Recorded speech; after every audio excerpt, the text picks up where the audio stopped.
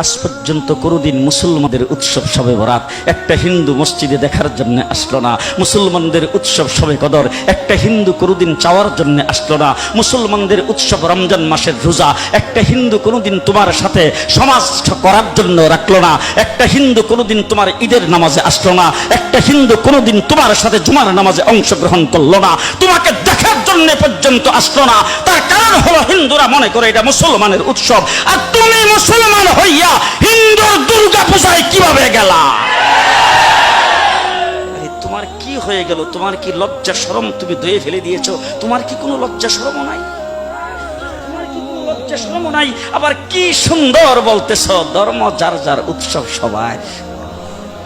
High high high, ও মুসলমান যুবকেরা ভালো করে শোনো, ধর্ম যার যার উৎসব সবার, তাইলে বিয়া যার যার বউ তো সবার।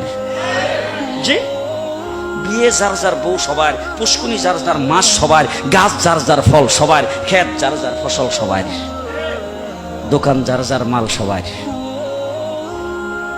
এখন ঘুমাইছে কি কথা বলেন না কেন? তাহলে আমার দোকানের মাল যদি আমার হয়, আমার ক্ষেতের ফসল যদি আমার হয়, আমার গাছের ফল যদি আমার হয়, আমার গাছের নারিকেল যদি আমার হয়, আমি বিয়ে করলে বউ যদি আমার হয়, মুসলমান আমার পুষ্কুনির মাছ যদি আমার হয়, তাইলে ধর্ম যার উৎসব তার।